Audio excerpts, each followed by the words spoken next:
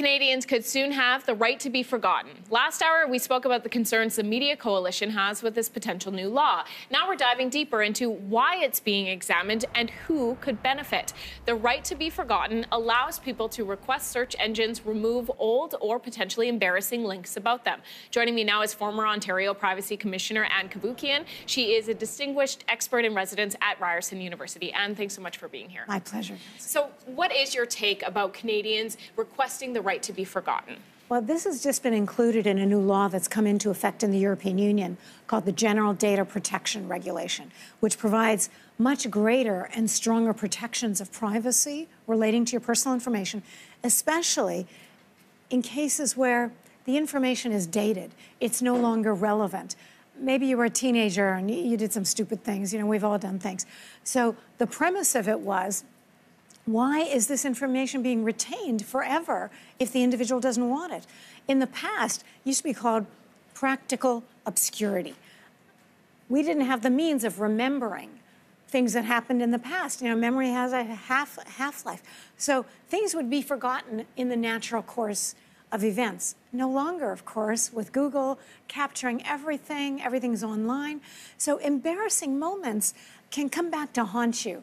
Why do we want to allow that? So that's how the right to be forgotten originated. You mentioned the European Union. How is the law working there? It's working very well.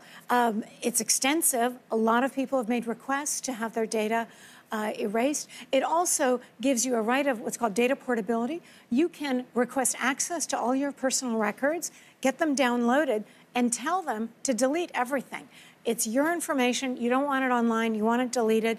And the beautiful thing is, once the data is in your control, and privacy is all about control, what do you do with it? How do you keep it protected? There are these new wonderful developments, something called smart data. Smart data agents are your personal software assistant that protects your data, places it in a secure enclave, it's encrypted. No one else has access to this decentralized data other than you, and you decide how it's going to be used. It's fabulous. So with this law, there are potential freedom of expression issues. So last hour, we were chatting about the concerns that the Media Coalition has. For example, this does include CTV News. The Canadian Association of Journalists has called the right to be forgotten a threat to press freedom. So is there a way lawmakers can balance those concerns? You mentioned some of those embarrassing moments. What if they were covered by the media? How do we deal with that? I think the issue is being blown out of proportion because information that is intended to be maintained publicly and that people should have a right of public access to, court decisions, rulings, things of that nature, that will continue to prevail. So it's not if you get convicted for something, you can't just hide it. That's not what it's about. It's about matters relating to you personally in a very perhaps sensitive manner, an embarrassing manner, something long time ago that continues to haunt you. Why should that continue to prevail in your life when it's no longer relevant and it relates to you personally?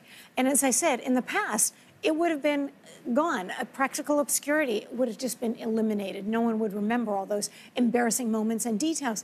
And now you can. So in a way, it's trying to restore the balance that we had in the past with respect to our personal information. And thank you so much for coming in. I imagine this is not the last time we'll be talking about this, so we appreciate your insight. My pleasure. Thank you.